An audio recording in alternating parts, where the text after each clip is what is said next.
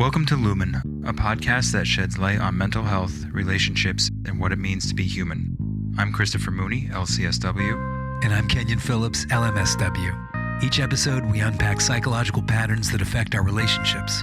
No jargon, no judgment. Just thoughtful conversations to help you understand yourself and others a little more clearly. Somewhere along the way, the word trauma became the word we reach for whenever something hard happened. Yeah. Anything that's challenging is now labeled trauma. And that's not true. But we look at like a difficult childhood, a bad breakup, a boss that made us feel small. And look, these things, they're hard. They're difficult. There's a lot of things in life that are hard and difficult. Most things. Yeah, most things are difficult to deal with, and they leave marks, right? And these are things that shape us. No. But none of that, it's not nothing. It's not nothing. It's for those people who are traumatized in the clinical sense, meaning they experienced something that was so overwhelming that their nervous system couldn't handle it. For those people who grew up with, serious gratuitous violence, really intense disasters, accidents, the danger here is that people who go through those kinds of experiences start to wonder, does this word apply to me? Did I really go through something like that? If you having a shitty boss is equated to me having a life-threatening car accident, It takes away from that. Yeah, it takes away from that word. It almost takes away from the value of the word trauma. Exactly. Right. We get the experience gets a little lost in trying to figure out the definition and applying it to everything. So I think today what I would love to address is, how overused and underserved that word and the populations are. As we continue kind of, last time we talked about the overuse and misuse of boundaries. Right. And today we're going to talk about trauma, maybe overuse and misuse of that word everywhere. Social media is definitely contributing Once again, social media contributes to it. Because I think social media, many channels would have us believe that anything we go through is trauma. We're having a trauma response. Right.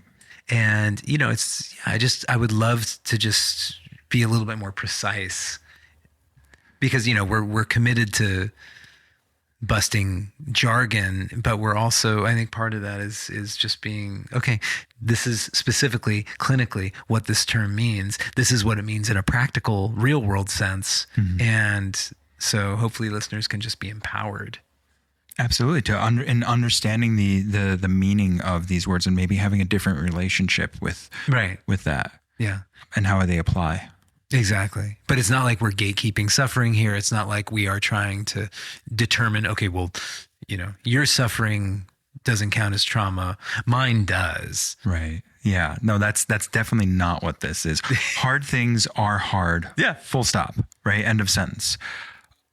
Then we have the spectrum of, well, this is hard. And then here's something that was traumatic. Here's something that has lingered in my mind or in my body for years or since it happened. And that's I think going to be one of the distinctions we can get into. So absolutely. This is a conversation really about precision because the clinical concept of trauma is specific. It's well researched and it's genuinely useful. And when it gets stretched to cover all of human difficulty, two things happen that are worth examining.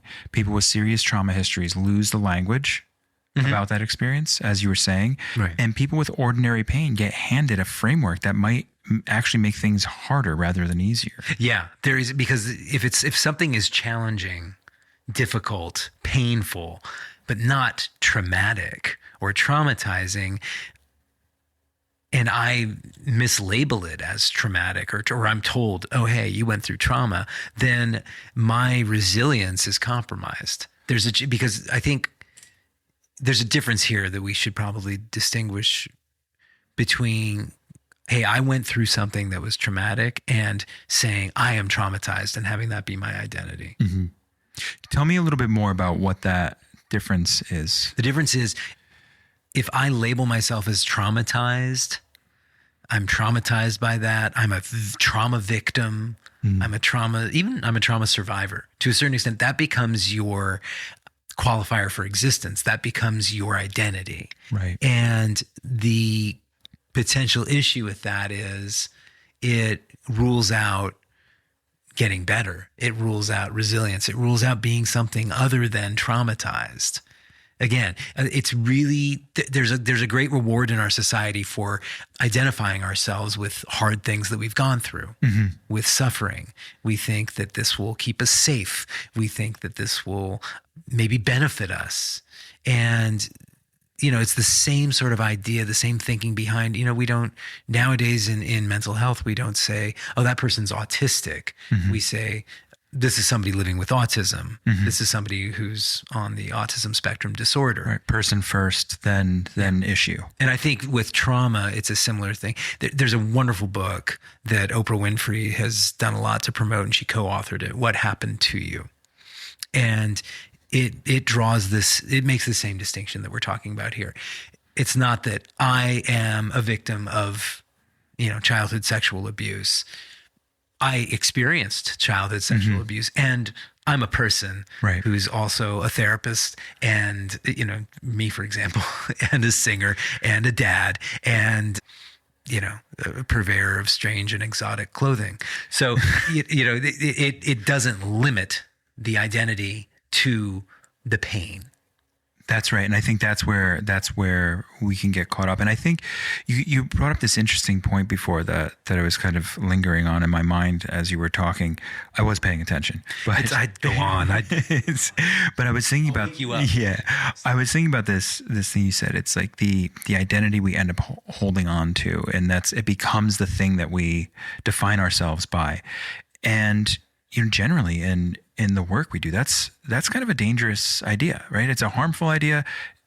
And I think what we need to look at is that, like you're saying, the big picture. What are all of the pieces that make up, ourselves as a whole? Right. And when I think of like the narrative approach to therapy and just kind of what is our story, how are we writing our story as we go?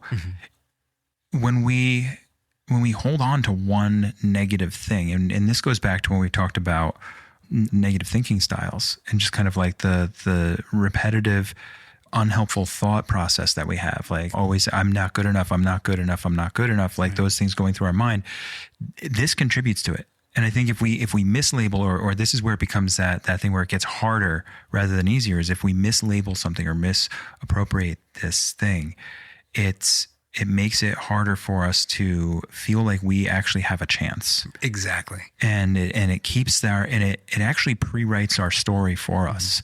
And that is what we want to avoid. Right. When I think of like the narrative approach, and I love this approach of, hey, all of the chapters written so far, there could have been some really, really awful chapters. There could have been some whack stuff that happened in the pages up to this day. Right.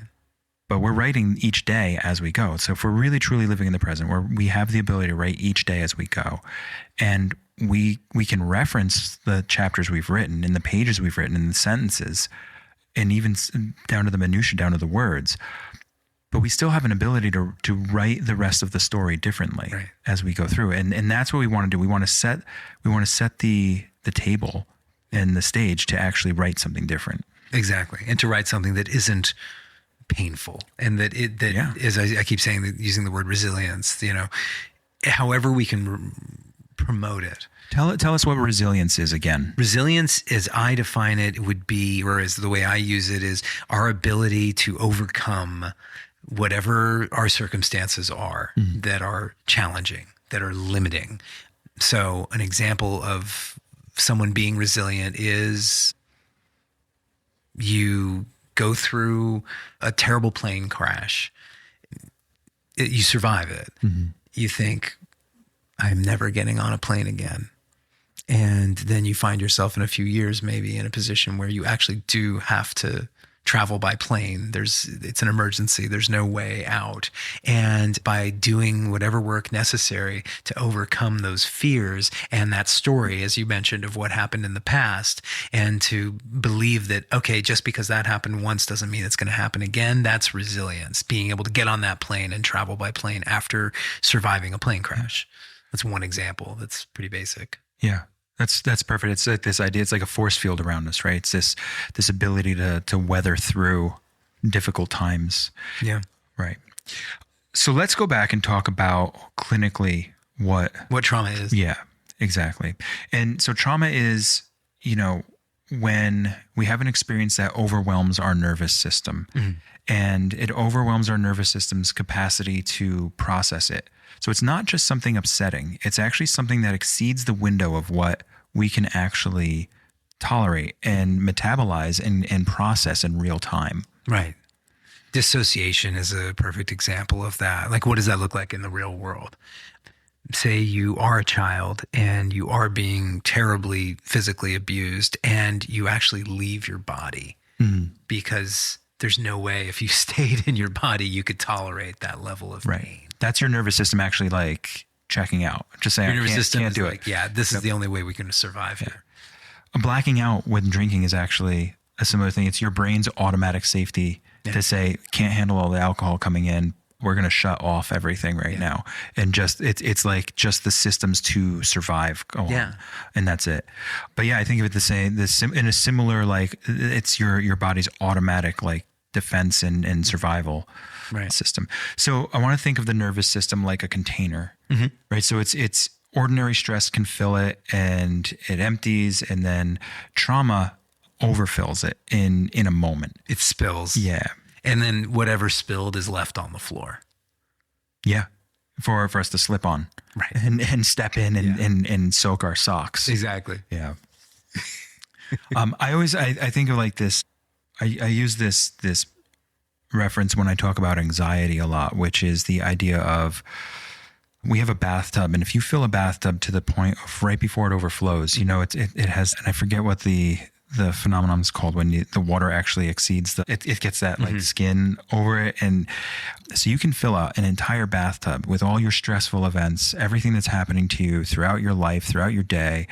And all it takes to overflow an entire bathtub is one drop. So you can take an eyedropper and just drop that right on the edge of the bathtub, right where that kind of edge of that skin on the water is. Right. And all of a sudden way more water comes pouring out of that bathtub. That's crazy. It just takes it. Yeah. You can try it with a cup. Even. Yeah. It's not going to be just a drop that overflows. It's going to break that surface tension. Right? It's all those molecules holding tight. Our nervous system's the same way. It's like that container filling up, and we do things kind of to self-care to empty it. But if we're at the brink and that trauma comes through, it's going to all of a sudden flood and splash over. Yeah. That's amazing. Yeah. I've been talking about, the example I just gave was like single incident trauma. Sure. Which is where we have an experience that overwhelms our nervous system, makes the bathtub overflow, but it's like a single incident. It's an assault. It's an accident. A natural disaster. Right. It's like one event. And then there are other types of trauma. More complex. That are, complex developmental trauma is another word for it. And this is something that's repeated, prolonged. Sometimes it's not as intense as, I think about, like, I was in 9/11. I was down there for 9/11. So when the tower fell, I was down there. That was a single incident trauma. And then complex developmental trauma, being neglected by a caregiver on an ongoing basis for several years. You're not necessarily going to have an acute response to that, although you could. But over time, it does traumatize the person. Well, we talked about this with shame, right? And how low level or lower level consistent trauma or neglect or experience can contribute to different kinds of experiences later on in life. How it kind of shapes our personality. We get shame, people pleasing, all those things that we've talked about, at times. And so, this is really an important distinction between the two different kinds of trauma. I think, and I've talked with people a lot about this. I think as human beings, we are much more well equipped to deal with single event traumas. Yeah. I think because we can look at it, we can define it, we can say, this thing happened, here's how it hurts me. What do I need to do to get through this? Mm-hmm. How do I make sense of this so that I can move forward in my life? Right. It's almost like it's cleaner. Yeah. I think of a clean cut, right? You always want it's something that's like, you can stitch it, you can let it heal, you can work on it. There's a defined problem. Right. And it doesn't make it less important. It doesn't make it less traumatic. It doesn't make it less hurtful, but it almost makes more sense in our minds as humans. Right. That complex trauma you're talking about, that kind of developmental low level, I think of like domestic violence a lot of times. And like, that's just it's that consistency where you start to doubt yourself. Mm-hmm. Your resilience really wears away. Right. And your ability to tolerate any discomfort then really kind of gets picked away at. Right. And it's easy for, I think, an outsider to say, well, if you didn't experience that single incident trauma, then it's not trauma. But, we have so many examples of complex trauma being experienced by somebody, a child, for example, growing up in a household with, as you said, domestic violence or neglect or alcoholism, like some, alcohol abuse. Or just anger. Just rage. Dealing with other people's anger. Yeah. And that, as you say, has an effect on the development of the personality and the coping mechanisms. And it usually wears down the coping mechanisms. I think that we talked about ACEs, adverse childhood experiences, a couple episodes ago. Yeah. These are all examples, this complex trauma, developmental trauma. ACEs are so insidious because they basically block us from being able to, or they lower our potential for having resilience. Exactly. For rewriting the narrative. Yeah. I want to add another piece in here, and this just kind of stuck into my mind really quickly. We work with a lot of people who have attention deficit disorder. We do. And other learning issues. Mm-hmm. And I think when we talk about co-occurring mental health issues, I think the field kind of looks at substance abuse and mental health. Mm-hmm. I really think the true co-occurring mental health issues are learning issues and mental health issues, because one typically leads to another. Yeah. And I just want to flag this because you said something about like this, when we started talking about like anger and the experiences of like developmental trauma and complex trauma, when we think of kids who have learning issues and they grow up in their home and, the parents are kind of constantly interacting, it's easier to navigate. Once a kid goes to school, they suddenly, even if they're not kind of picked on or highlighted as being different, but if they start to think and they look around and they start to see that maybe they don't color in the lines the same way, maybe they don't read the same way as the other kids in the class, that's also this kind of like complex low level experience that can lead to a bigger trauma. Right. Because it starts to lead to this feeling of being other and not being okay and not fitting in, and it starts to define that person as something else. So I don't think we usually think of that as a low level, consistent or complex traumatic experience, but I think in many cases it can be. That type of comparing and despairing, that type of comparison that somebody with a learning difference, because it's quiet, their peer group. Yeah, because it's quiet and it's there's no word for it. Yeah, and I think what happens is that it's an experience and it's a painful experience that can overwhelm. And I think of like just how painful, even as most adults, and we've talked about this, the being othered, the not fitting in. But you think about like a 5-year-old or an 8-year-old or a 10-year-old. Yeah. It's going to hit hard. It's going to hit hard, and they don't have the vocabulary or the ability to identify what it is. Right. And that becomes that's where if you can't say what it is, that actually leads to more of this traumatic experience. Right. Because you don't have the ability to name it. That's a huge part of what I think constitutes trauma. Even going back to the clinical definition, where it's overwhelming. The nervous system is overwhelmed by whatever the experience is. that in and of itself is also a version of not being able to name something. That's right. You can't fit in. You don't have the processing ability to make it work. And then you're alone and you're stuck there. That's the thing. Yeah. It's so damaging. And to label ourselves as such. This is, I'm traumatized. I have, learning differences. I have ADHD. I'm, I'll never get over this. I'm always going to need extra support. I suck. Yeah. I remember going to grad school. I was a really good student. and then I bombed a test. And the professor was like, "What's going on, dude? Like, you're so on it. You're such a good student. Why did you bomb this midterm? It was a final. Why did you bomb this final?" And I said, "I don't know." He's like, "Everything." I said, "I ran out of time. I got freaked out." Yeah. And I froze. And he said, "Is there a history of that?" And I said, "Yeah, when I was starting as a kid, generalized anxiety disorder and also situational anxiety around test taking. It started when I was 10, really 11 years common, old. Right? Yeah. And I thought I'd grown out of it. And I hadn't been in school for decades when I went to grad school. So I explained this to him and he said, "Makes sense. Every answer you got right. Yeah. But you only got through half the test. If you had gone to the Office for Disability Services, I would have been able to give you more time on the test." Simple fix, right? Really simple fix. Right. So, you can bet your ass I called the Office for Disability. It was too late for that class in that semester, but for the next semester and the following semesters, I registered. Yeah. And again, I could have viewed that situation two different ways. Yeah. I could have viewed it as, I suck, I fail, I am always going to have this kind of anxiety and I'm therefore never going to succeed.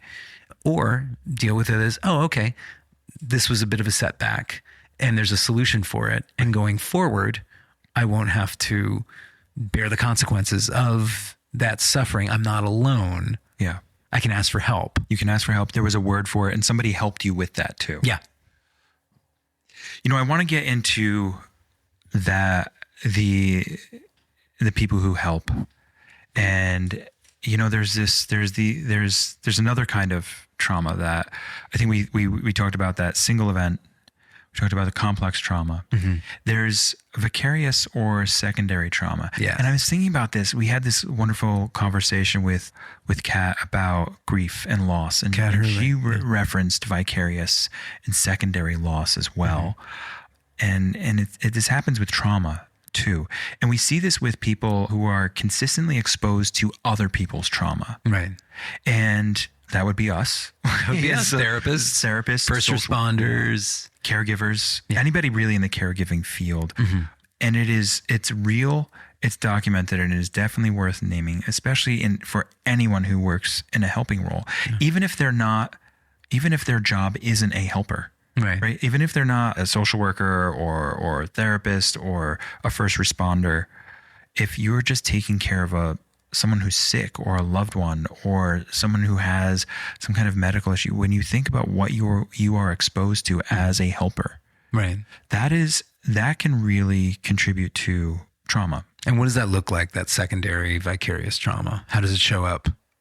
It's going to show up, I think, as exhaustion. We start to burnout, exhaustion, depression, anxiety, think about the feeling when you're working with somebody you don't have the answer, or you can't fix, or it's just there's something in front of you that you don't have the ability to make it stop. Those are the kind of feelings I think about just being as a therapist, like the consistent conversations and just kind of input of really difficult things. Right. And that can be a spectrum of difficulty. It can be like, hey, I had this interaction today, or the anger, or all the way through hearing just about other people's horrible experiences. It's a weight. You feel it. It's a weight on your chest. It's a weight, and you feel that pit in your stomach. And over time, it works much like that complex trauma where it wears down on you. Yeah. It wears down on you, and it leads you to feeling you're more prone to bouts of depression, maybe dysphoria, sadness, just shutting down, trying to protect yourself. As if the trauma has happened to you. Yeah. Yeah. Yeah. It's kind of hard to not take that on yourself. Yeah. Right. You're filling your bathtub with, your bathtub with other people's like really awful experiences. Right. That's so interesting. I had a friend comment not too long ago, ever since you became a therapist and like, you are so much happier. You're so upbeat. And isn't that kind of weird? Like, aren't you like exposed to some heavy stuff? And I thought about it and I was like, I really like, Kat Hurley talked about being a grief nerd and just talking about how working in, she's working in a very difficult field. Yeah. Grief, loss, and bereavement. But she's like, I really am passionate about it.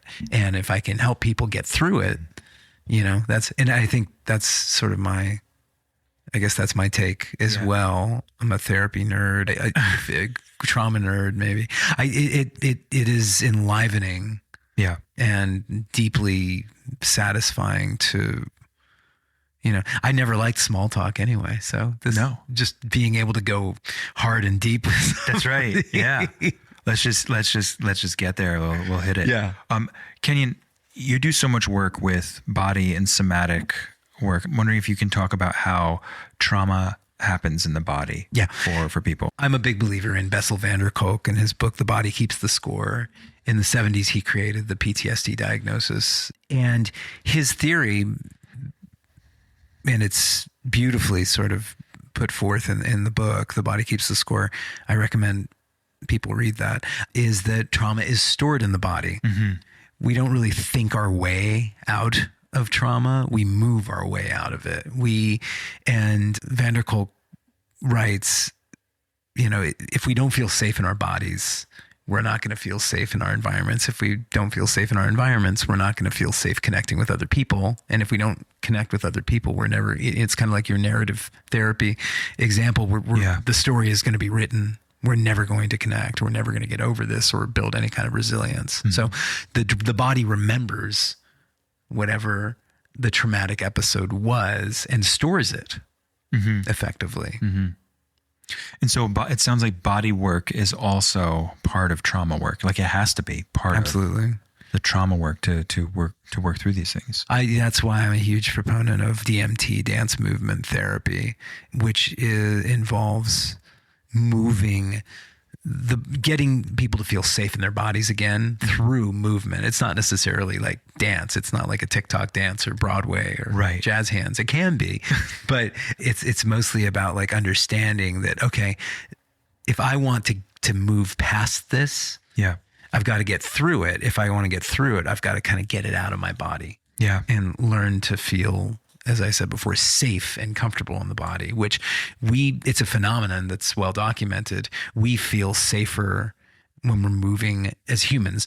If we're moving together, maybe eye contact and having a face-to-face conversation is tough for many of us, especially people who have experienced trauma, but walking side by side, fishing, taking a run, not having to make eye contact, but knowing that you're there next to me and we're having a conversation, suddenly that feels really safe. Yeah, there is a safety in that. Somatically. Absolutely. And somatically, I mean like in the body. Yeah.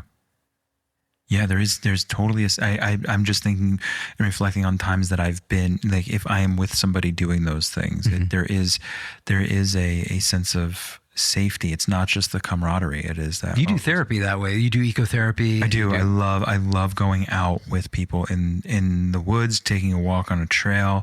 I've gone fishing with a client before, and I plan on doing more of that. If anybody wants to go fly fishing, 100% down for that. I won't be braining any fish though. Like we'll catch and release. Okay. But no, it's a different experience. It's a shared experience that you can have where I think you get to realize that other humans can be safe. Yeah. The other human and you can allow yourself to open up a little bit more. Right. That way. Yeah. But once that experience of the nervous system being overwhelmed has occurred, the nervous system has a great memory. Yeah. Our bodies have a great memory, and it will hold on to that. And because again, we're always scanning for danger. Yeah.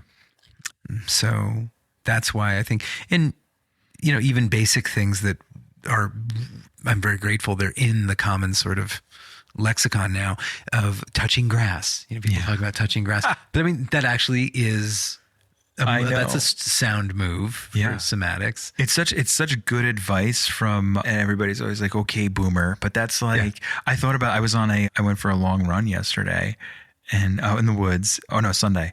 And I was just way out in the middle of the woods, muddy, covered with just like all sorts of everything. Yeah. And I actually had that thought. I was like, oh, like I'm out here touching grass. I was like, it's such a boomer thing. But it is. But I mean, it was around before the boomers too. It was, yeah. I've had the incredible experience of just being able to like do long distance running in a natural environment, in like, foothills or even mountains when I lived in Colorado or Montana. And it is absolutely grounding. Yeah. It is so grounding because I get a sense of perspective when I'm out there in the natural world and I realize, ooh, I can't control this. I didn't make this. Yeah. And it's humbling, but it's also very calming.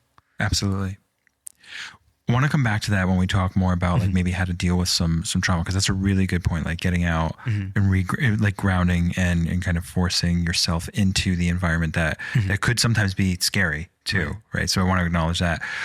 I want to talk about big T and little T. We've heard this a lot, and especially as therapists, we always hear like, oh, that's a big T trauma, that's a little T trauma. Right. These are really useful clinical distinctions that we want to make sense of. So tell me what a big T trauma is.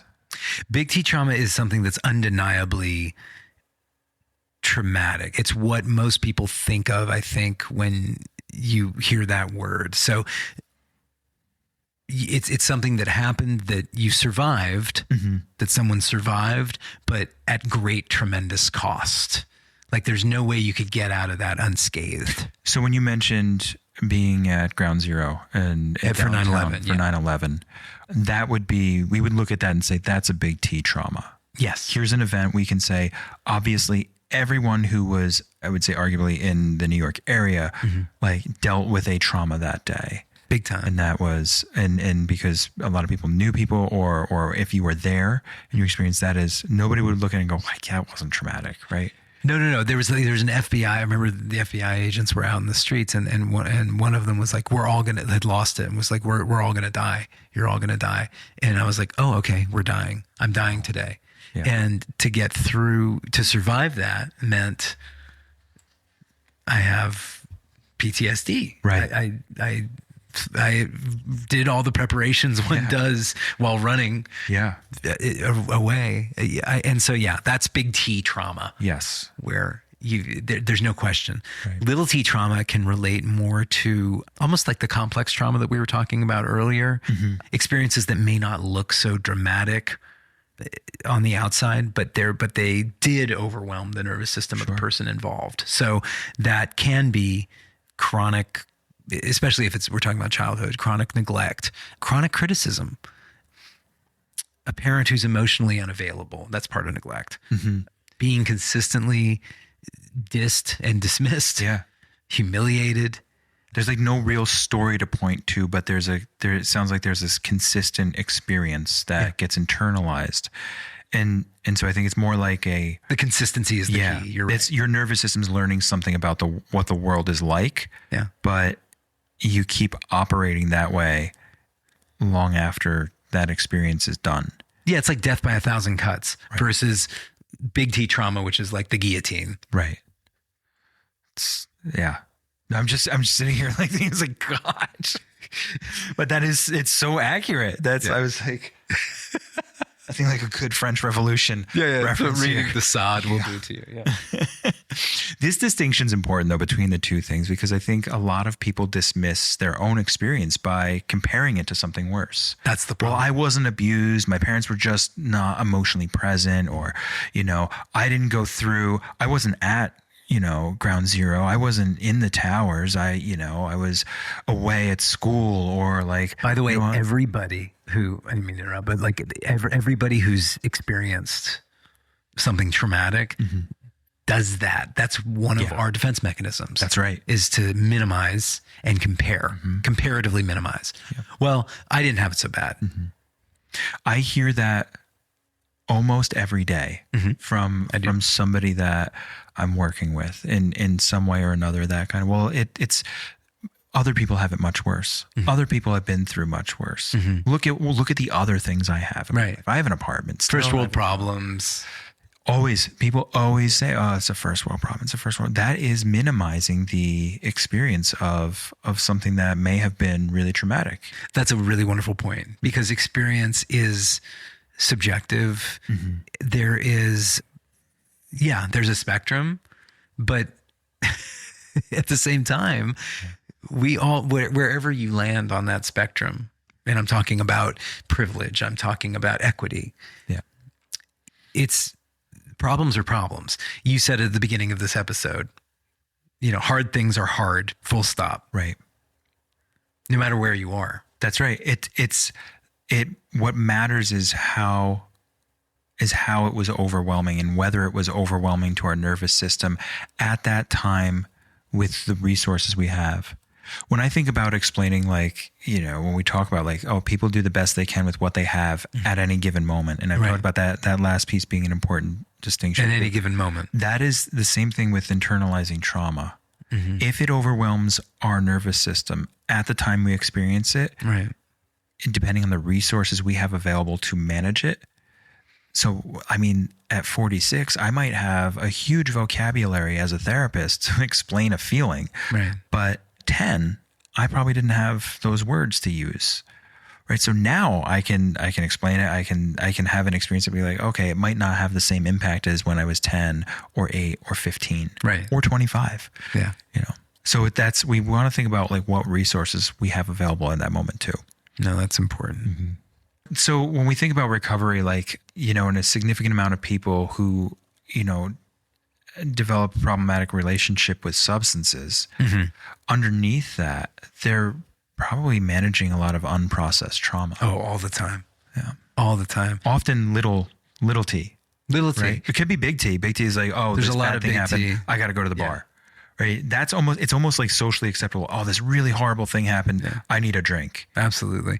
But it's been said by a lot of recovery sort of theorists that addiction, substance use disorder, whatever any of these sort of problematic behaviors are a trauma symptom. And I think Russell Brand initially popularized that idea as well, before he kind of moved into the territory he's in now. But he wrote a book called Recovery, and that's the central premise. Yeah. Is that that addictive behavior needs to be understood within a context of trauma and symptomology. Yeah. Kenyon, you talked before about the difference between I have a trauma history and I am traumatized. Yeah. And one describes something that happened and the other is a story about who you permanently are. Right. And so let's go back and look at the hierarchy and kind of when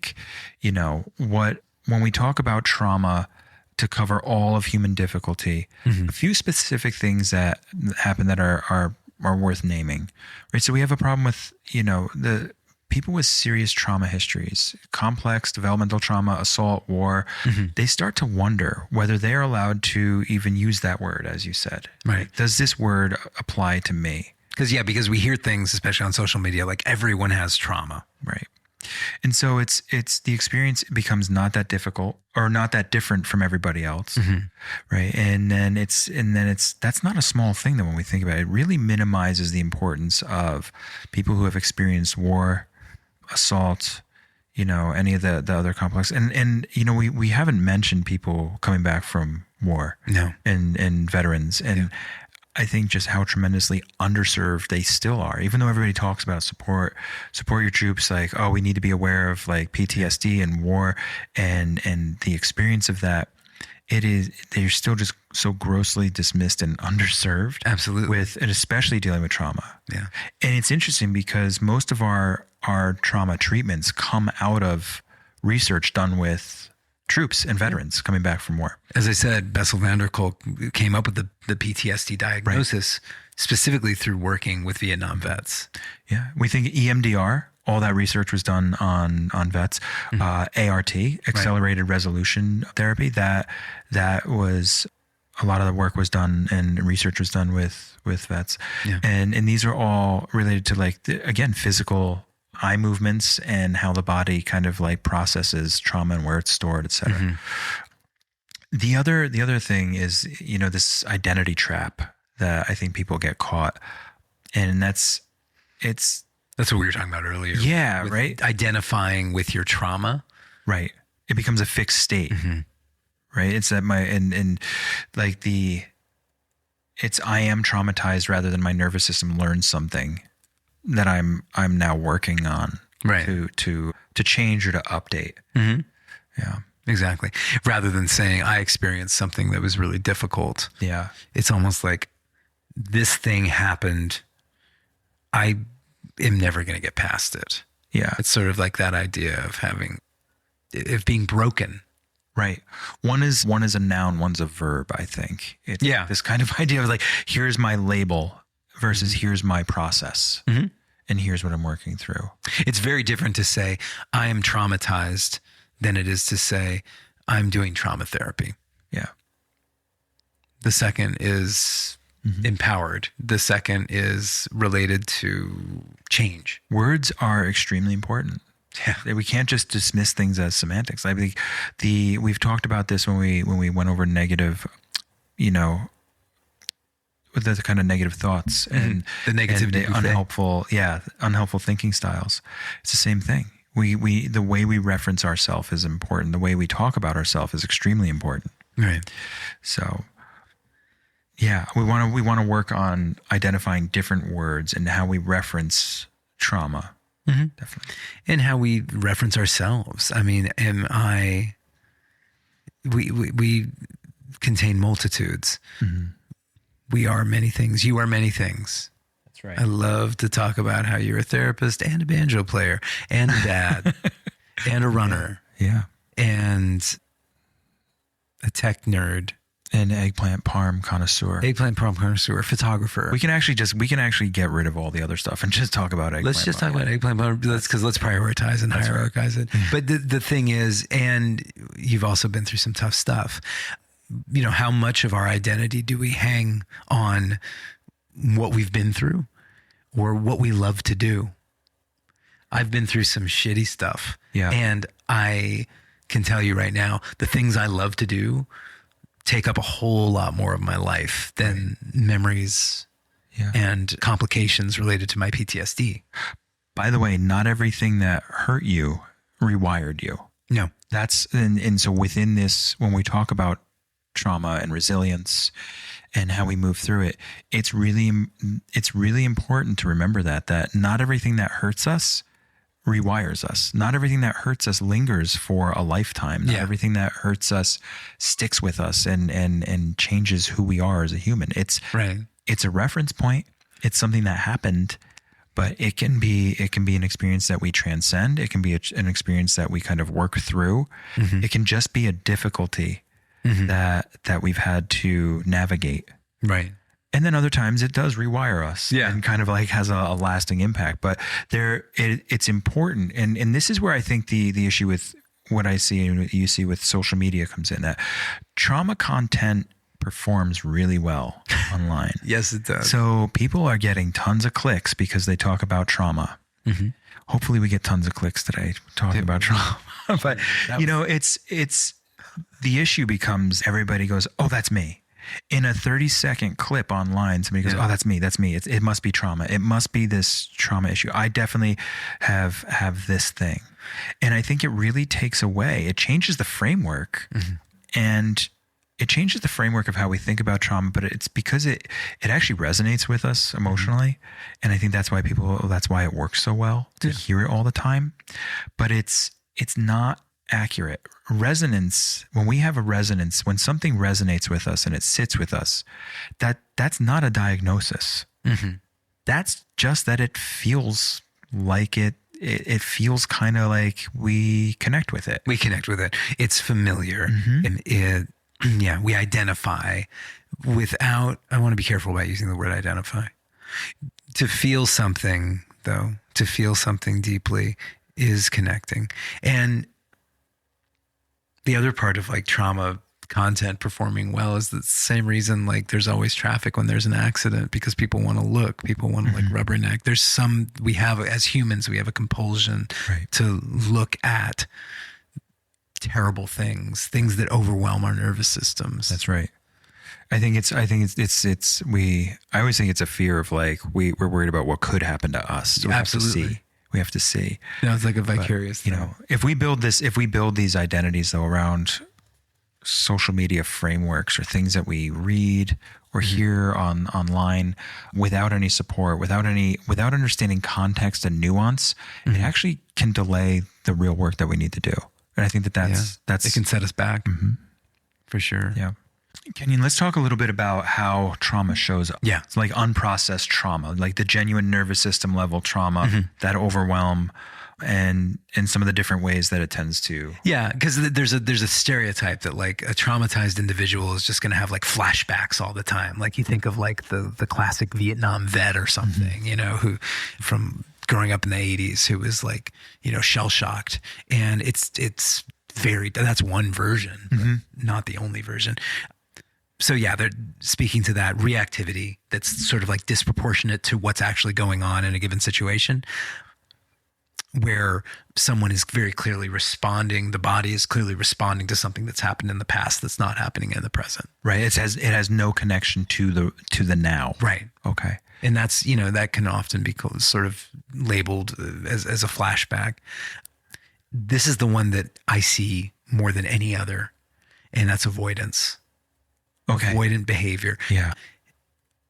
Anything that involves having to deal with situations, people, circumstances, conditions, feelings, conversations that are at all related to the traumatizing event. Okay. So that can look like anything that kind of almost that mirrors what like that event could have been. And I'll see it. Here's an example. I'll see it. There's an adult child who was not physically abused by his mother, wouldn't legally be called abuse, but definitely shamed chronically, and about, you know, for example, his appearance. Your appearance is, you're unkempt, you know, cut your hair, get it, you know, shave, whatever, that, like over and over and over and over, so that as an adult, when that mom calls, he shuts down, he avoids, he can't even answer the phone because it brings back all those times that his parent, the mother, criticized his appearance and made him feel less than. Yeah. It's like this traumatic recall, right? It's just always just pulling back, and then you just avoid anything that's going to even bring up any of that, that feeling again. So that's one that I wanted to highlight. And it also that also kind of bleeds into substance use disorders, because that's a great way to avoid feelings, especially if we're dealing with, you know, traumatizing memories. Oh yeah.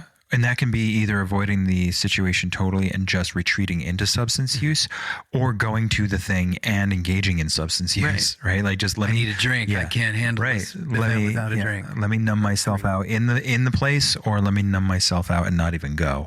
Like both things I think happen. One of the other ways I think trauma shows up is with this kind of like hyper vigilance, right? This idea like our body, like we're always scanning for threat. We're always looking, is this safe? Is this room safe?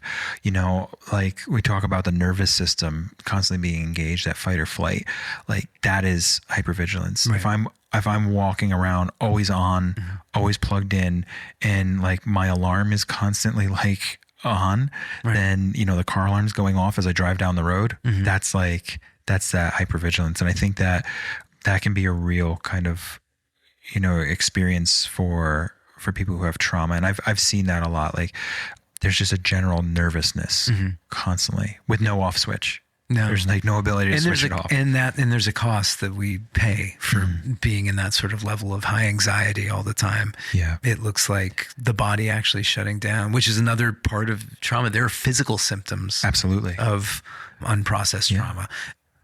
Tension, chronic back pain is one that you hear about a lot. Stomach stuff. Totally. I've gone so to common. so many gastroenterologists. They don't know what's going on with me, but it's like, it's probably linked. It could be linked to a traumatic episode from your past. Right. Not being able to sleep, insomnia. No, but we always want to find like, there must be some medical condition. It's like, well, it's considered medical, but it's a mental health issue, right? But it is, it's so many people with stomach issues related to trauma and anxiety and just what they've been through. And then I think the one that we see a lot is repetitive relationship patterns. Recreating the dynamic that produced the trauma. Totally. Yeah, absolutely. Because and the important distinction here, and I talk to people a lot about this, is it's not bad things. We don't do them because they're comfortable. We do them because they're familiar. And people often conflate the two things. It's like, I do it because it's what I'm comfortable with. Nobody is comfortable with being in an abusive relationship. No.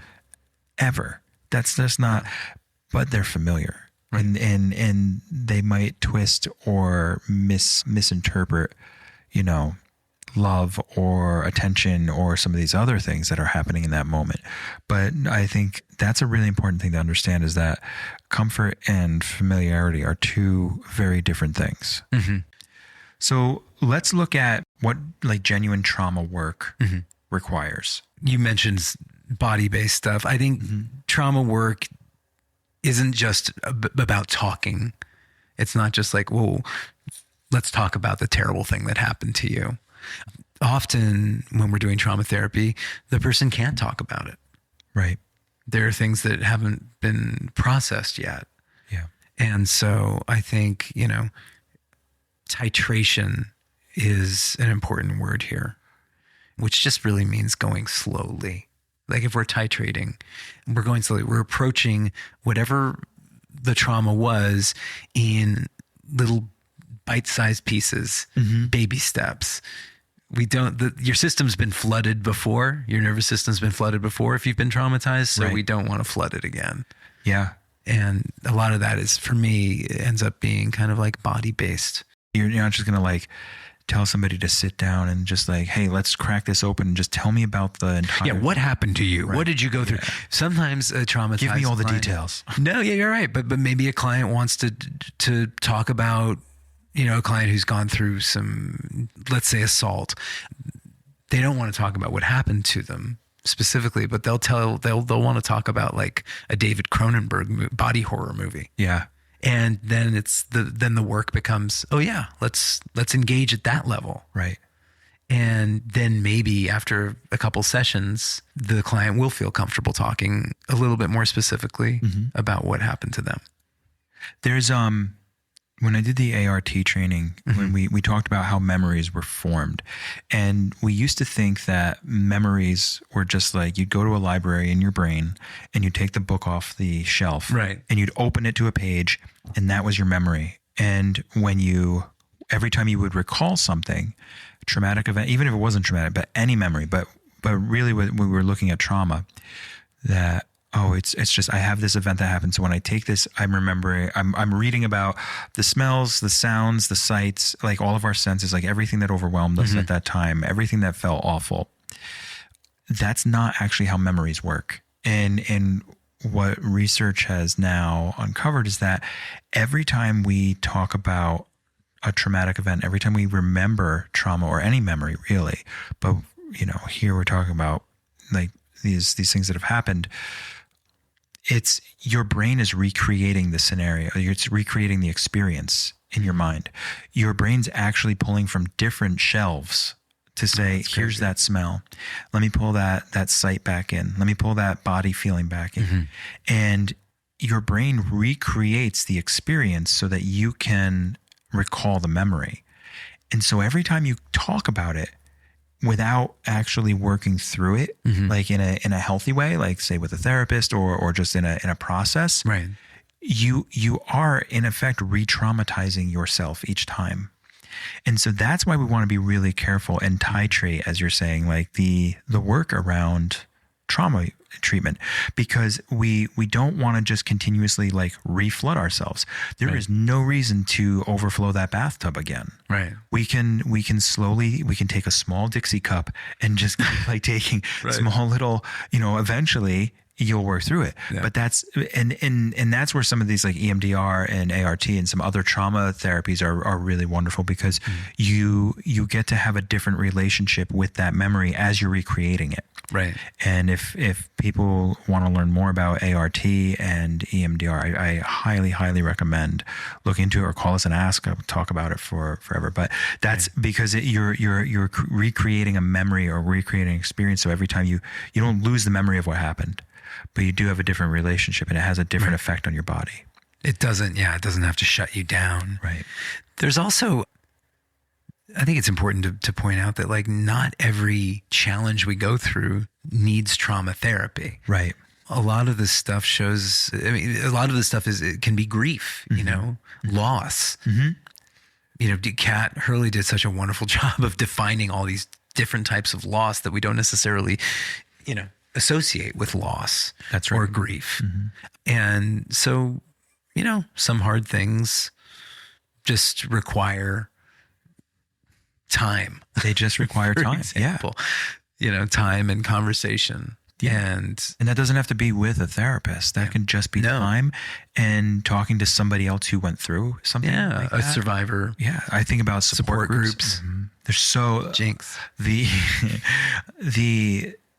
Any situation or any setting where you don't feel alone and you can talk about this, and that's just it. It's, not everything needs like some intense kind of like excavation. Right. I think like we don't need to dig so deep all the time. No. Sometimes it can be really more, hey, what are we doing right now to make sure that this doesn't feel so awful when I recall it? And sometimes that's just being alongside somebody who you trust and feel comfortable with. As you said, like a fishing trip or running or, That's where I think 12-step groups and recovery groups and smart recovery and any of the other kind of like recovery dharma. Yep. You think about even when I think about, religious practice. Yeah. It's Buddhist tradition. Yeah. It's not necessarily the message. It doesn't have to be like, oh, you're hearing about, Buddha or Jesus or, whatever it might be. It's just you're in a place congregating together and working towards a similar goal, or just having a similar understanding of life. No, it's why concerts are similarly therapeutic. That's right. Or even going to the movies. Yeah. Not that anybody really does that anymore. No. People just stream in their homes. But having a shared experience, being around like-minded people is, I think, inherently therapeutic. Thanks for listening to Lumen. If today's conversation resonated with you, we encourage you to follow, review, and share Lumen with anyone you think would appreciate it. We'll be back soon with another conversation designed to bring a little more light to the human condition. I'm Christopher Mooney, LCSW. And I'm Kenyon Phillips, LMSW. Until next time, take care of yourselves and each other. Lumen is for educational and informational purposes only and is not a substitute for therapy, diagnosis, or treatment. If you're experiencing a mental health crisis, please contact local emergency services or a trusted mental health professional.